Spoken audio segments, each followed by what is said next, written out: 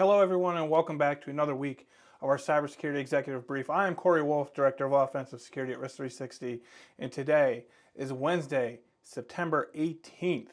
September 18th. It's already September. We're moving into the winter months. One of the big things that I wanted to cover this week is that Ransomhub, a well-known ransomware crew, is on an absolute tear. They have been extremely busy. Now, if we just look at their dark website here, they have been very, very busy. Ransomhub is the group that, along with ALV, compromised Change Healthcare a few months back. Threat actors can use Ransomhub, ransomware as a service, and get 90% of the total ransom payment. As you can see here, looking at their blog, basically, the dates that, just within the past week or so. I don't know why this one from August 28th. I guess they gave this particular organization some extra time. But if you just look at some of the dates of this being posted, I don't know, what, 1, 2, 3, 4, 5, 3 more, 8, 3 more, 11.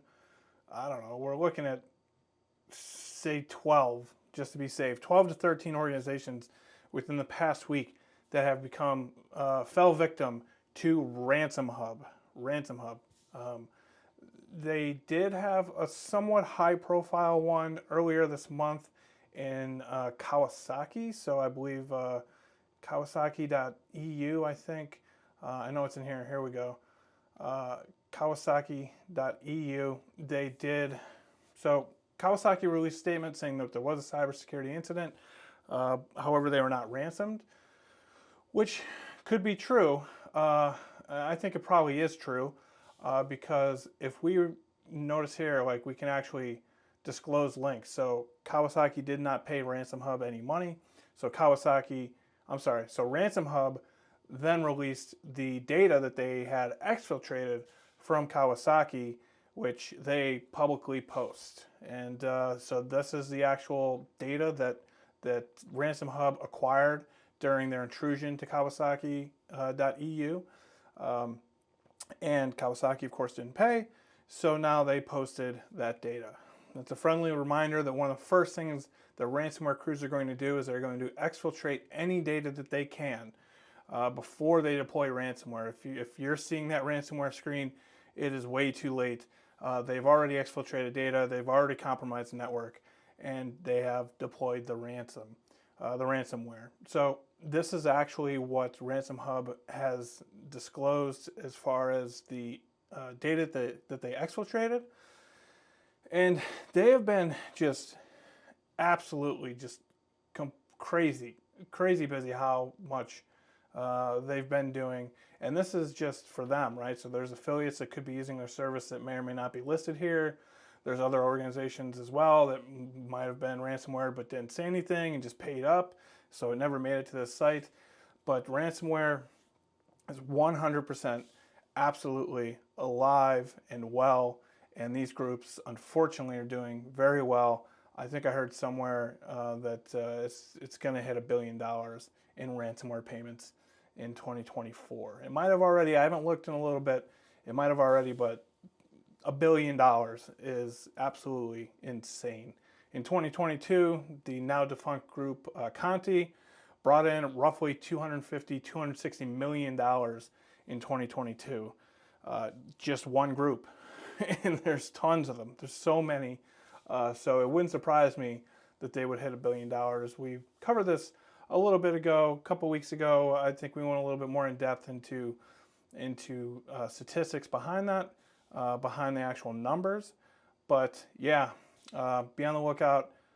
Make sure that you're doing those penetration tests, doing the tabletops, securing your networks, because these ransomware crews are not going away. Here you can see the just report that the Kawasaki released, basically saying that they were the subject of a cyber attack, which wasn't successful, but they, from what I understand, they did a very good job as far as incident response goes, and isolated everything, cracked everything down as pretty much as fast as they could, which is why if you were to look at The data that they have here, it's not a whole lot. So clearly, Kawasaki did a very good job of identifying this intrusion and isolating it. So, yep, ransomware, it's not going anywhere. Kawasaki, one of the latest victims. Again, probably anywhere, I'd say probably 15 just in the past week, 15 victims from Ransomhub. So they're not going anywhere anytime soon. Speaking of criminals, the FBI just released a new public service announcement saying that business email compromise has hit $55 billion. So they started to collect data on this. Well, I don't know when they started to collect it, but this particular data set that they're talking about is between October 2013 and December 2023. The domestic and international exposed dollar loss was 55, it looks like 55 and a half billion US dollars. So in a 10-year period, and it's not, this isn't exact, but in a 10-year period, you average that out, that's $5 billion a year. $5 billion a year due to business email compromise. And I think they even see it here. So between December 2022 and December 2023, there was a 9% increase in identified global exposed losses. So business email compromise is slow and steady, continuing to increase more and more and more. And you know, as we can see from this public service announcement from the FBI, you know, $55.5 billion over 10 years, that's serious money. And this is a real issue that we come across often. We hear from clients many times. So business email compromise, of course, is where a threat actor gains access to an email account. And oftentimes what you see them do is they will, go to a client and say, hey, client, this is a new, this is new bank information where you need to make your deposits. So when the client makes a payment, they're paying, of course, they're putting the money into the wrong bank account. Recently there were some social engineering cases where a business email was compromised and they sent out a meeting invite to other people within the organization and actually used AI with deepfakes, deepfake video and audio to coerce stakeholders in this organization to join this meeting and attempt to make a a wire transfer. This happened we talked about it actually. This happened, probably a month or two ago. Continues to increase, will continue to increase, $55.5 billion over the span of about 10 years. And the FBI has put out a public service announcement. So make sure you have MFA enabled. Make sure you're using conditional access with your Microsoft tenant if that's what you're using. Just make sure that you have your email locked down, because it might just seem like just email, but there's lots of other things that can happen just from one compromised mailbox. So $55.5 billion over the span of 10 years, that's a lot of money. It's a lot of money. Lastly, continuing to talk about CrowdStrike, and of course they shut down the world a little bit ago. Microsoft this week had their, I forget what it's called, what is it called? They had their Windows Endpoint Security Ecosystem Summit. That's a mouthful there. So that was on Tuesday, September 10th, about a week ago. There were a lot of different things discussed. Of course, they bring up the CrowdStrike incident, where they say the CrowdStrike incident underscored the responsibility, am I misreading that? No, the responsibility security vendors, oh, I get it, have to drive both resiliency and agile adaptive protection. Sorry about that. It was inspiring to see the engagement throughout the event's agenda and activities. One of the big points coming out of this was Microsoft restricting access to the kernel. So CrowdStrike, the whole CrowdStrike incident happened because EDR operates within the kernel. Microsoft's operating system is designed with what's known as an open kernel, which provides antivirus tools and other tooling actually, deep access to the core of the system, the kernel, so that they can actually see everything that's going on, right? But the problem is that this access creates vulnerabilities, right? So any security software or kernel access can introduce instability or security risks, right? If it's not properly handled, right?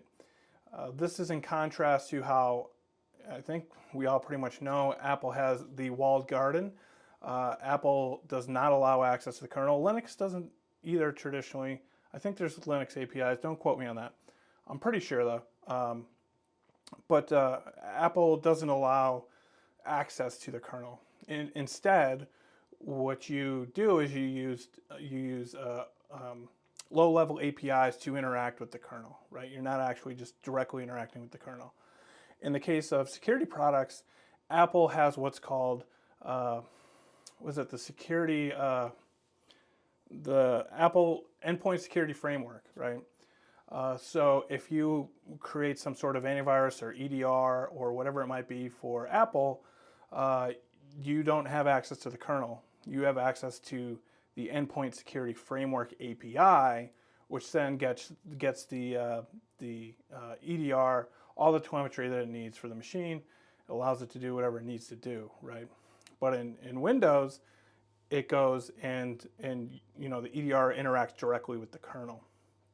And so this causes a lot of problems, i.e. if CrowdStrike or any other vendor pushes out some sort of update that uses kernel level mode, it could break the whole system. Then that's what happened with CrowdStrike. But the reason, Microsoft has started to build something similar to Apple's Endpoint Security Framework. They do have security APIs that they've started to deploy. I think they're in Windows 11. But they still rely on allowing access to the kernel. And people are saying, well, why are you allowing that in the first place? Well, it's because they kind of have to. In 2009, there was essentially an antitrust case in the EU to where the concern was that if Microsoft closed off access to the kernel, they would restrict access to their competitors to have, the same amount of access that Microsoft would. I.e., think about Windows Defender. The EU is saying you can't close off the kernel, but then have Defender use, pieces of the kernel that other vendors cannot, right? You need to keep the kernel open. And in 2009, that's what happened. What Microsoft in their statement, let's see, I hope you can see this, what Microsoft in their statement refers to as a public undertaking that covers interoperability with Microsoft's products, the way our high-share products work with non-Microsoft technologies.